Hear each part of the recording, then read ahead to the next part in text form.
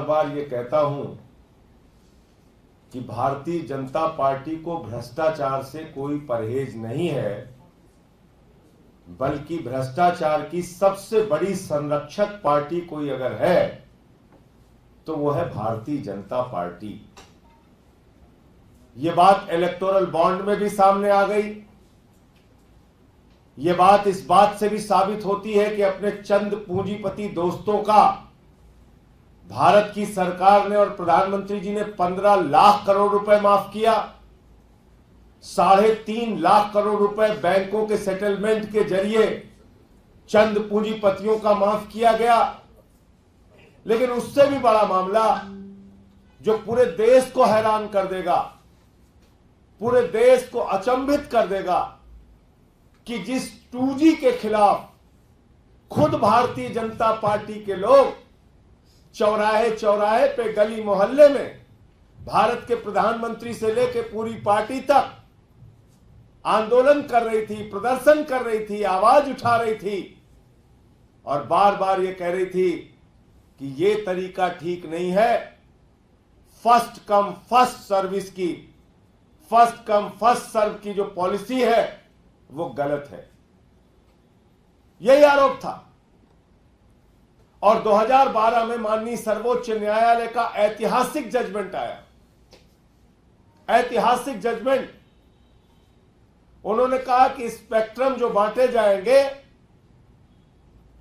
उसके लाइसेंस जो बांटे जाएंगे, उसकी नीलामी होनी चाहिए, उसका ऑक्शन होना चाहिए, उसको फर्स्ट कम फर्स्ट सर्व के बेसिस पे नहीं देना चाहिए।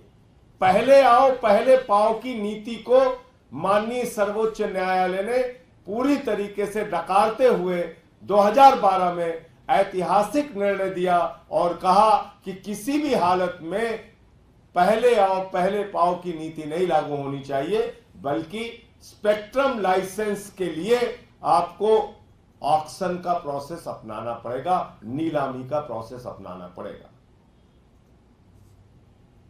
लेकिन मोदी जी और उनकी सरकार, भारत के प्रधानमंत्री पूरे देश के सामने आज बेनकाब हो गए।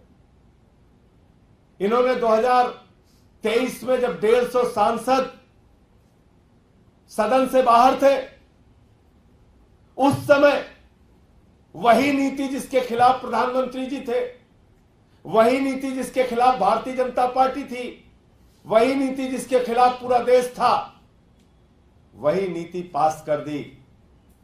पहले आओ पहले पाओ की नीति, एडमिनिस्ट्रेटिव प्रोसेस से स्पेक्ट्रम लाइसेंस देने की नीति देश की संसद में उस समय पास की गई जब लोकतंत्र की हत्या करके 150 सांसदों को निलंबित करके बाहर किया गया था। और अब सुप्रीम कोर्ट पहुंच गए। कहने लगे, हुजूर माई बाप, आप ये क्या कर रहे हैं? अगर हम ऑक्शन प्रोसेस में जाएंगे तो उससे तो देश का भला होगा, उससे तो देश की आमदनी बढ़ेगी, हमारे दोस्तों की आमदनी कैसे बढ़ेगी, हमारे सरकार की लूटखोरी कैसे बढ़ेगी, भ्रष्टाचार कैसे बढ़ेगा? तो सुप्रीम कोर्ट पहुंच गए। कहने लगे 5G का जो लाइसेंस है स्पेक्ट्रम का, वो लाइसेंस हमको पहले आओ पहले पाओ की नीति के आधार पर, यानी कि एडमिनिस्ट्रेटिव प्रोसेस के आधार पर वो लाइसेंस देने की हमें अनुमति दी जाए। पहले कानून पास किया और अब सुप्रीम कोर्ट पहुंच गए। मानी सर्वोच्च न्यायालय के भी निर्णय लोग नहीं मानते। इलेक्टोरल बॉन्ड पे निर्णय आएगा, उसके खिलाफ खड़े।